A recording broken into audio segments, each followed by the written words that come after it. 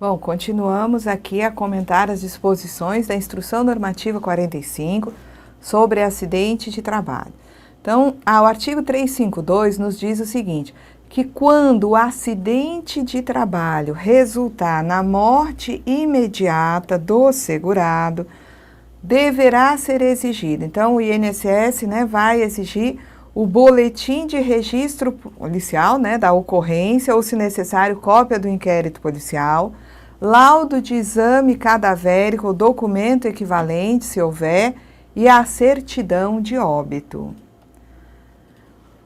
Quando, do requerimento da pensão, então, o segurado faleceu em virtude do acidente e o dependente vai requerer a pensão, Quando essa pensão for requerida, vai também se verificar se existe vinculação entre a morte do trabalhador e uma condição ligada ao trabalho.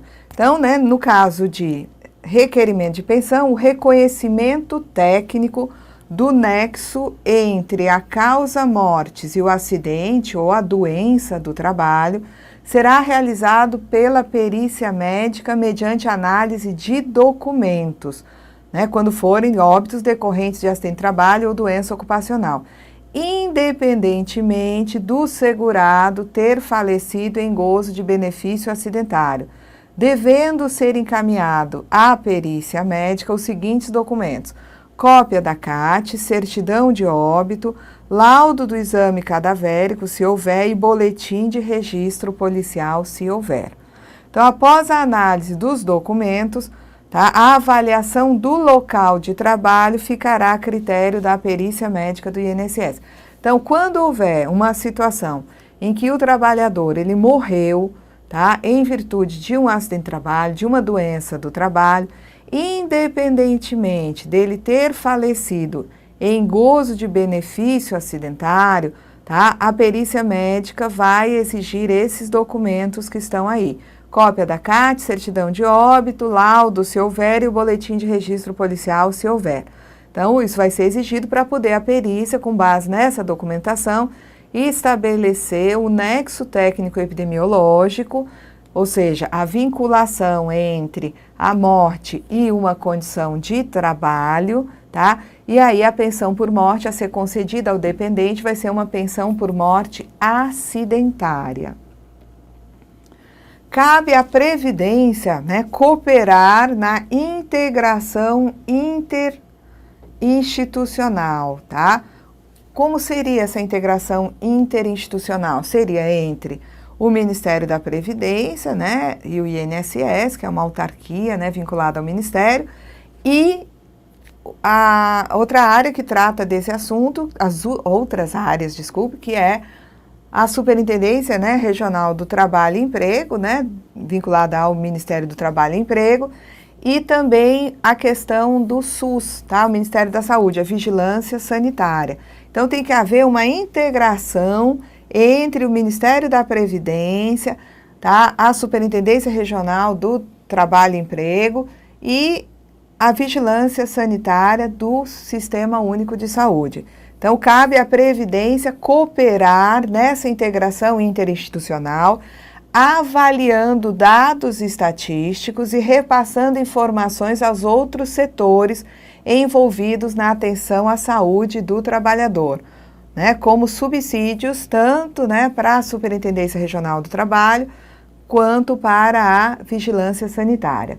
Nos casos em que entender necessário, a perícia médica acionará esses órgãos, Ministério do Trabalho e Emprego, Ministério da Saúde, o SUS, lá na Vigilância Sanitária, acionará os órgãos citados acima para que determine a adoção por parte da empresa de medidas de proteção à saúde do segurado, aplicando-se o que couber às disposições do artigo 251, que adiante a gente vai examinar, Bom, comunicação do acidente de trabalho. Nós já sabemos que a empresa é obrigada a comunicar o acidente de trabalho até o primeiro dia útil, em caso de óbito, de imediato.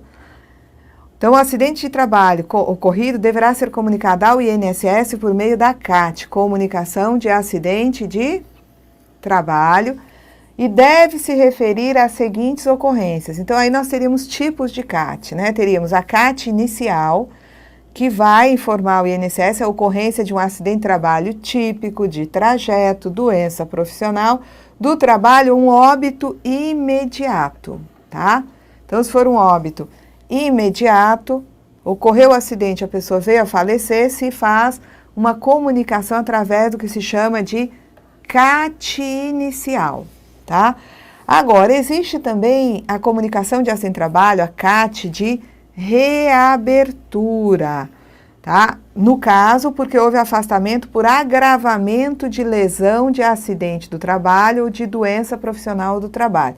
Já havia sido feita uma CAT inicial, comunicando o acidente, o indivíduo, tá? Por exemplo, tirou auxílio-doença, acidentário, voltou a trabalhar, mas esse indivíduo teve uma agravação, né, da sua condição, agravamento da lesão, tá? E o que acontece? Ele tem que se afastar de novo, e esse agravamento, esse afastamento por agravamento vai ter que ser informado através de CAT de reabertura, tá? E o outro tipo de CAT é a CAT de comunicação de óbito, quando se dá falecimento decorrente de acidente ou de doença profissional do trabalho após o registro da CAT inicial. Então, quando o óbito ele é imediato ao acidente, tá, essa ocorrência vai ser comunicada através de CAT inicial. Mas quando o acidente não provoca óbito, tá? Então, o indivíduo se machuca no acidente, tá? A CAT inicial ela é enviada e daí adiante esse indivíduo vem a falecer. Depois de já enviado uma CAT inicial, tá? Ocorre o falecimento decorrente de um acidente que já fora comunicado.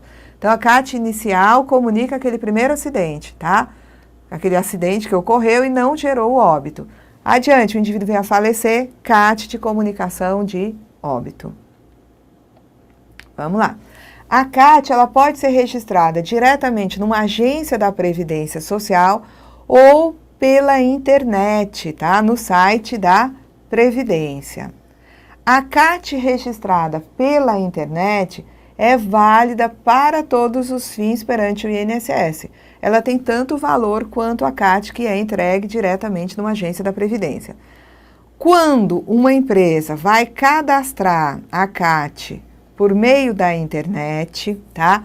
Ela deve transcrever as informações constantes no atestado médico para o respectivo campo da CAT, sendo obrigatória a apresentação do atestado médico original por ocasião do requerimento de benefício e da avaliação médico-pericial.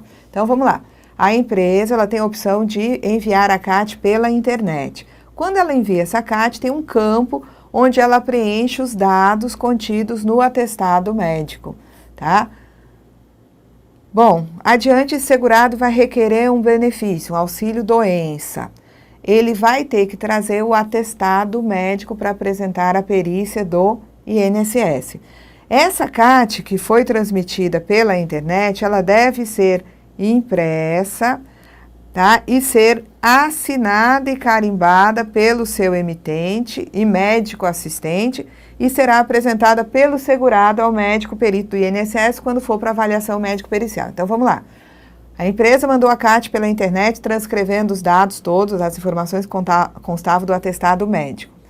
Quando o segurado vai para a perícia, né, agendou lá uma perícia porque vai requerer auxílio doença, ele leva o atestado e leva também aquela CAT que fora transmitida pela internet, leva aquela CAT impressa, tá?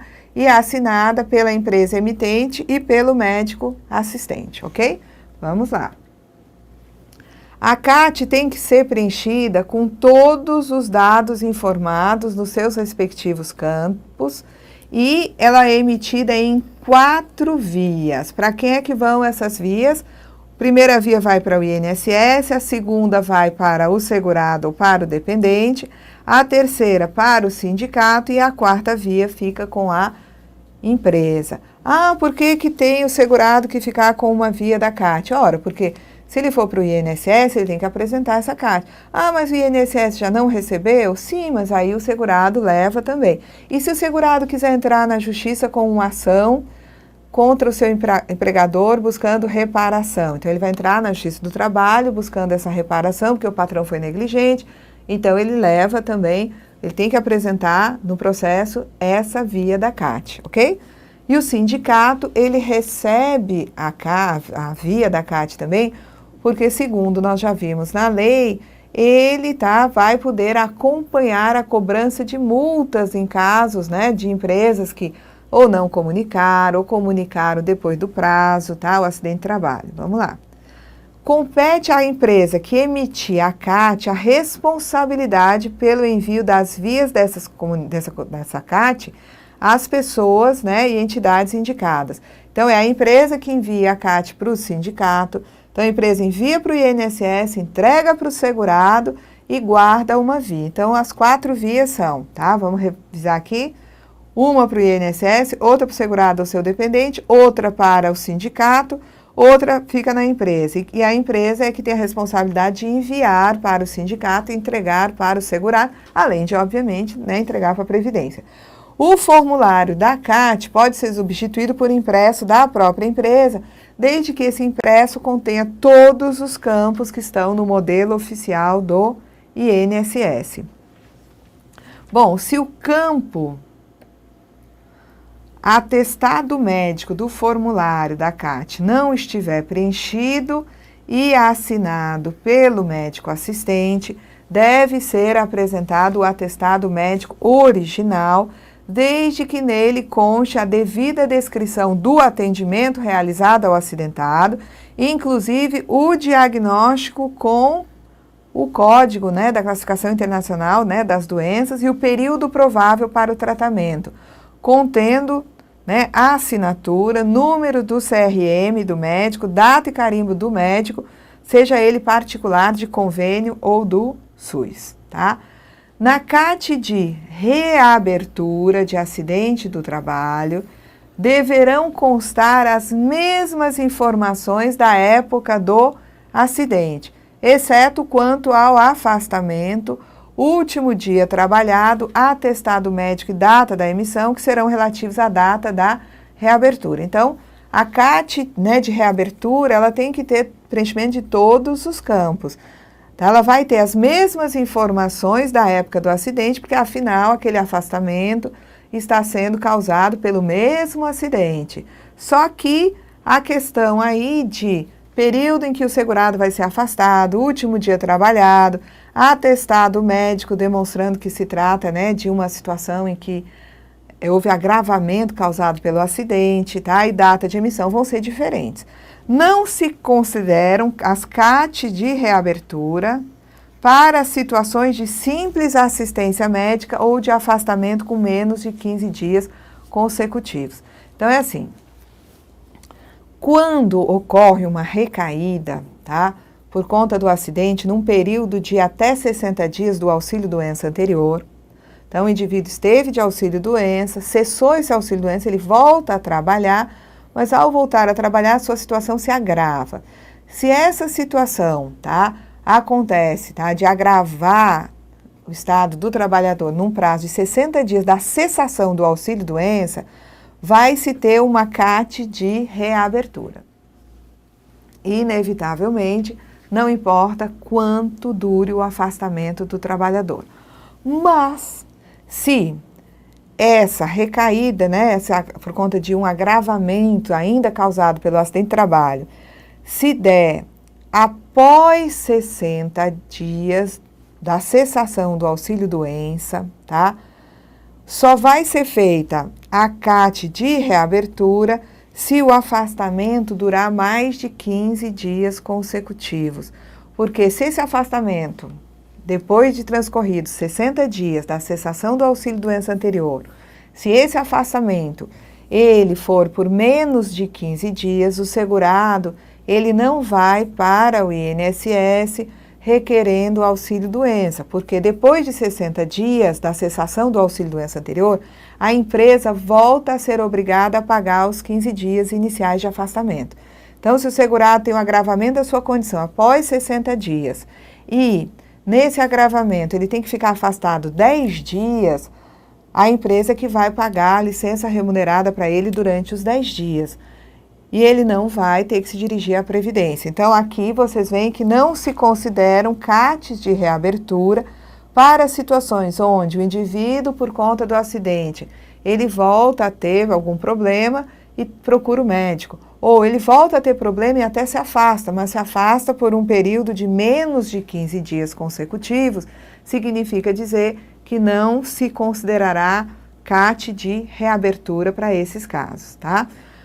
Bom, o óbito decorrente de acidente ou doença do trabalho ou profissional ocorrido após a emissão da CAT inicial ou de reabertura será comunicado ao INSS por CAT de comunicação de óbito, constando a data do óbito e os dados relativos ao acidente inicial. Então, nós já vimos isso. Se o acidente provocou de imediato o óbito do segurado, tá? Esse óbito vai ser comunicado através de CAT inicial. Mas se o segurado ele tem um acidente onde o resultado não é o falecimento desse segurado, é uma CAT inicial, tá? Se ele tem um agravamento da sua situação e tem que se afastar novamente, né? Nós vimos os casos em que se faz a CAT de reabertura. Se depois de CAT inicial, depois de CAT de reabertura, esse segurado vem a falecer em virtude, tá, ainda, né, das consequências do acidente, ele falecendo, a empresa tem que fazer uma CAT de comunicação de óbito. Então, essa CAT de comunicação de óbito, ela não é uma CAT emitida quando o óbito se dá em seguida do acidente. É uma CAT emitida depois que já houve envio de uma CAT inicial ou de uma CAT de reabertura. Muito bem.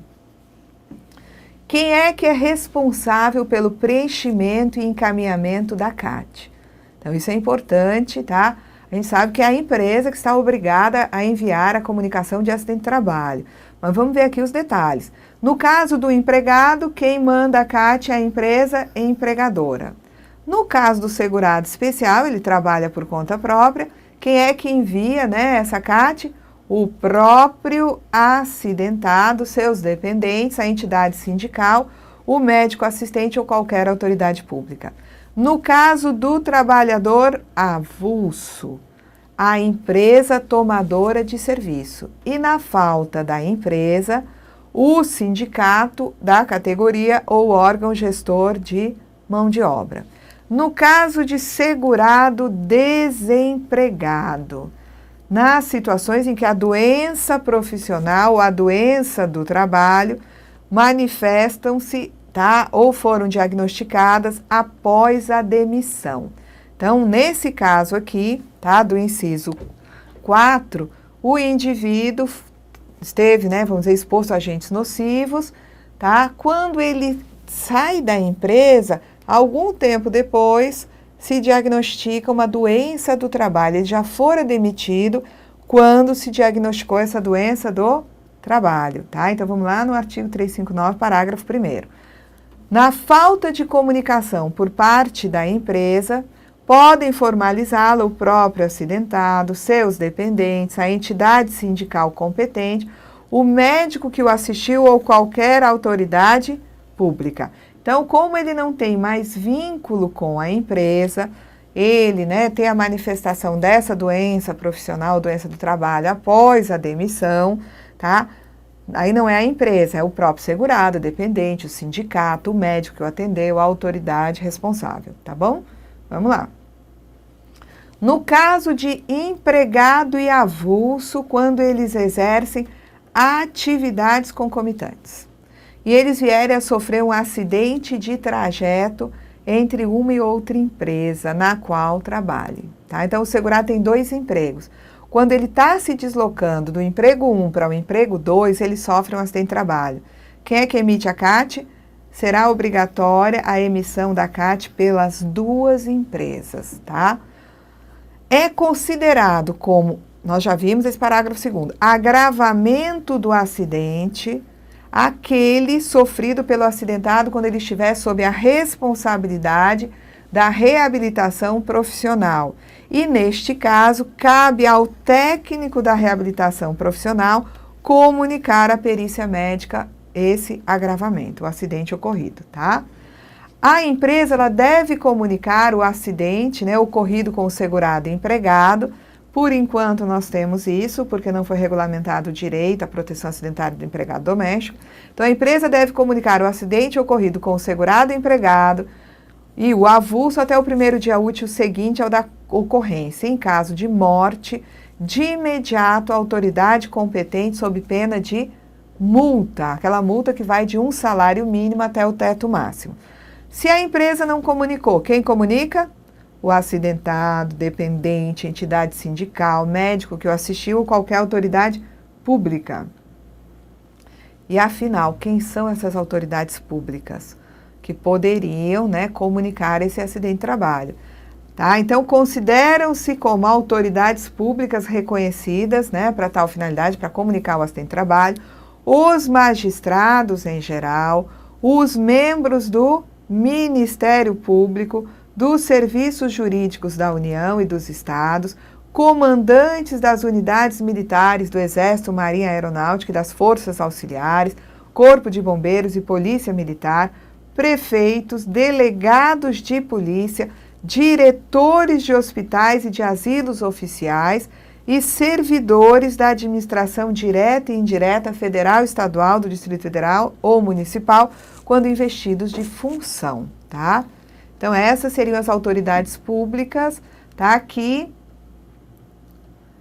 olha, no parágrafo 1º, diz que pode, né, comunicar o acidente de trabalho qualquer autoridade pública, certo? Não prevalecendo, no caso de serem estes a comunicar, aquele prazo até o primeiro dia útil de imediato. Então, essas são as autoridades públicas que podem, né, comunicar o acidente de trabalho. A CAT, quando entregue fora do prazo, ela foi entregue fora do prazo, primeiro dia útil, em caso de óbito de imediato, mas antes, ao início de procedimento, qualquer procedimento administrativo de medida de fiscalização, exclui a multa. Isso aqui é a denúncia espontânea da infração. Uma empresa não efetuar a comunicação do acidente, não enviou a CAT, tá? Mas ela consegue, ainda que atrasada, tá, enviar, né, em atraso, enviar essa CAT. Ela envia um mês depois. Tá? Ela conseguiu enviar antes de sofrer uma fiscalização, de ser, né, intimada por escrito de uma ação fiscal. Então, significa que ela conseguiu, antes do início de um procedimento de fiscalização, tá, ou de qualquer procedimento administrativo, corrigir aquela falha, enviando a CAT. Então, exclui a multa, ela não será multada, tá? A CAT, formalizada nos termos do parágrafo 1º, não exclui a multa prevista no caput, ou seja, se quem comunicou não foi a empresa, quem comunicou foi o segurado, ou quem comunicou foi o sindicato, ou a autoridade pública, ou o médico, tá? Então, se quem comunicou foi outro que não a empresa, comunicado está o acidente, mas não foi, né, pela empresa, ela vai ser autuada. Tá? Não há denúncia espontânea quando quem comunica é o segurado ou é o sindicato. Essa denúncia espontânea que vocês veem aí no parágrafo 3º é só quando a própria empresa, mesmo que fora do prazo, mas antes de um procedimento administrativo, de uma medida de fiscalização, ela faz o envio da CAT. Aí ela, né, denúncia espontânea, exclui a multa. Bom, CATs relativas a acidente de trabalho ou doença de trabalho ou profissional, ocorridas com quem? Olha só, com o aposentado que permaneceu na atividade como empregado, tá? Ou a ela retornou, tá? Tanto quem permanece em atividade ou que retornou à atividade, devem ser registradas e encerradas. Então, o aposentado que retorna à atividade ou aquele aposentado que se mantém em atividade, tá? A empresa, ela até faz a CAT, mas elas, apesar de serem registradas, elas são encerradas, tá? Não há consequência no sentido de se pagar benefício acidentário àquele indivíduo que já está aposentado. O segurado aposentado, ele vai ser cientificado do encerramento da CAT e orientado quanto ao direito à reabilitação profissional, desde que atendidos os requisitos legais. Então, o indivíduo, ele voltou a trabalhar ou ele permaneceu trabalhando como empregado. Sofre um acidente, tá? Essa CAT, ela é feita, tá? A comunicação é feita ao INSS, essa CAT, ela é registrada e encerrada, tá? Mas esse segurado, ele vai ser cientificado do encerramento da CAT, mas também ele vai ser orientado quanto a ter direito à reabilitação profissional, porque o aposentado que retornou à atividade, ele tem direito à reabilitação profissional, sim, tá? Não tem direito ao auxílio-doença acidentário, a uma aposentadoria por invalidez acidentária, isso não, ele já é aposentado. Mas o aposentado que retornou à atividade, ele tem direito a ser, né, submetido à reabilitação, tá? Então, aqui nós vamos encerrar esses comentários sobre acidente de trabalho, conforme, né, vemos na instrução aí normativa número 45. Até a próxima aula.